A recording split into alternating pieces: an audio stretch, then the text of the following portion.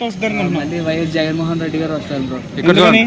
ఎందుకంటే ఆయన చేశారు బ్రో, ఈ స్కూల్స్ని అప్డేట్ చేశాడు, అమ్మ ఒళ్ళు వేసాడు, నెక్స్ట్ నాన్నబడులు కూడా వేస్తాడు కుదిరితే.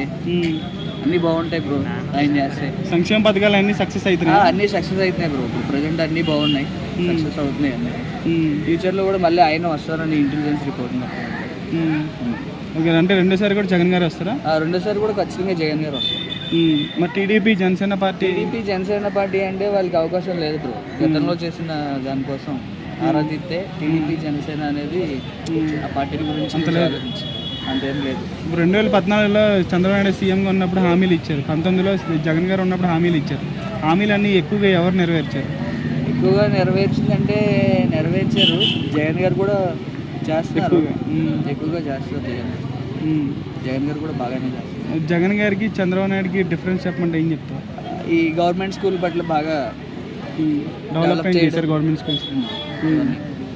ఓకే, చంద్రబాబు నాయుడు గారు ఉన్నప్పుడు గవర్నమెంట్ స్కూల్స్ అలాంటి డెవలప్మెంట్ లేదు. రూరల్ ఏరియాలో కూడా జగన్మోహన్ రెడ్డి అనే ఆయన బాగా డెవలప్ చేశారు. పోయినసారి 150 సీట్లు వచ్చినాయి వైసీపీకి, భారీ విజయం వచ్చింది. ఈసారి ఎన్ని వస్తాయి? ఈసారి కూడా ఇంచుమించు అంతే రావచ్చు. బాగా చేసే ప్రభుత్వానికి అందరూ ఓట్లేసి వెళ్తారు.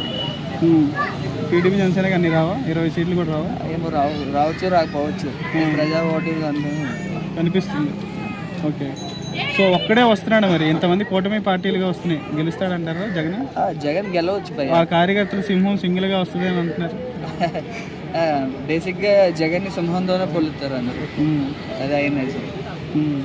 ఓకే, సో ఎంతమంది వచ్చినా ఇప్పుడు షర్మిల గారు కాంగ్రెస్లోకి విలీనం అయ్యారు, కలిసిపోయారు. సో షర్మిల గారు కూడా ఇప్పుడు కూటమి పార్టీకి సపోర్ట్ చేస్తే జగన్ గారు మొత్తానికి ఒంటరి వాడు అయిపోతాడు కదా. ఎంతమంది వచ్చినా గెలుస్తారా, లేకపోతే అందరు కలిసి జగన్ ఓడిస్తారు? ఆయన రావడంతోనే ఒంటరిగా వచ్చాడు, పోవడం వచ్చినా పోయినా కానీ ఒంటరిగానే వెళ్తాడు, ఏ పార్టీతో కలదు. సో రెండోసారి కూడా ఆయన రావచ్చు, వచ్చే అవకాశం. థ్యాంక్ యూ అన్న.